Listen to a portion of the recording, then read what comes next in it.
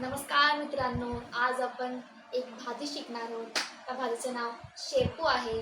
शेपू guys sorry अरे थांब, पाणी पडत आहे. थांबा 2 मिनिटं गाईज. आज चला गाईज शेपू काप. नाही नाही, पहिलं ते काप. हे काप, हे हां काप. हां गाईज पहिले शेपू कापून घ्यायचे आहे छोटं छोटं. गाईज तर तुम्हाला हे मुद्दा भिजू घालायचा आहे.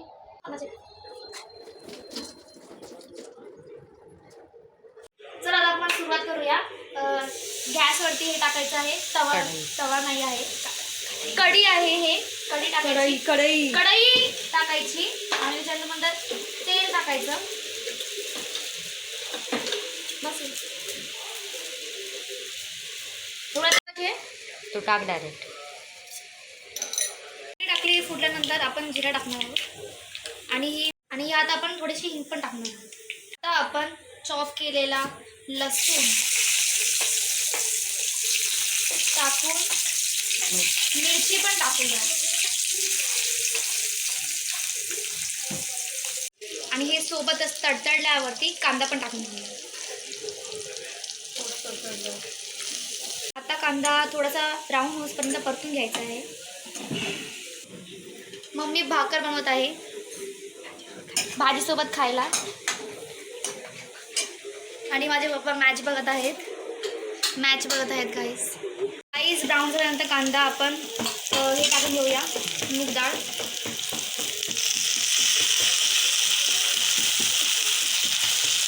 ह्याला चांगली परतून घ्यायची आहे आणि चांगली परतवलं ती चांगलं लागतं भाजीमध्ये. परतून घ्यायची आहे चांगलीपैकी. गाईला आता हे झाकून ठेवायचं आहे. मिक्स केल्यानंतर चांगल्यावरती पाणी टाक. लो फ्लेमवर 15 मिनटं काहीतरी माहिती शिजवायची आहे. काहीच आहे वरतून शिजण्यासाठी. काही 10 मिनटं झालेली आहे. तर आपण आता शेंगदाण्याचं कूट टाकणार आहोत. टाकून घेणार आहोत. चवीनुसार मीठ आणि कूट टाकलेलं आहे. शेंगदाण्याचं कूट टाकलं आहे आणि मिक्स करून घ्यायचं आहे. ही भाजी आता शिजली आहे की नाही तुम्ही बघून घ्या टेस्ट करून. आणि त्याच्यानंतर जर नसेल शिजली तर तुम्ही 5 मिनिटासाठी झाकून ठेवला. तर त्याच्यानंतर आपली भाजी झालेली आहे. आता आमची भाजी आणि भाकर रेडी झालेली आहे आणि आता मी तुम्हाला टेस्ट करून सांगते.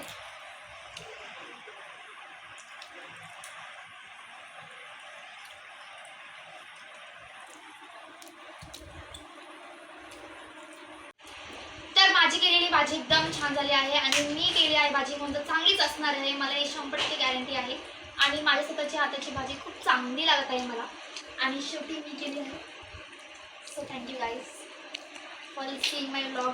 सो मित्रांनो, आज आता आपण माझ्या मम्मीची रिॲक्शन बघूया माझ्या भाजीवरती.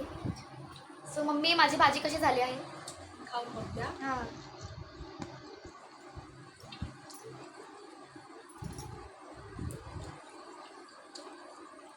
वाव, एक नंबर झालेली आहे भाजी मित्रांनो. आणि पहिल्याच मस्त शाबासकी देते मी तिला. खूप छान बनवते आमची श्रेया. तुझी भाजी खायला या एक दिवस घरी. बाय मित्रांनो.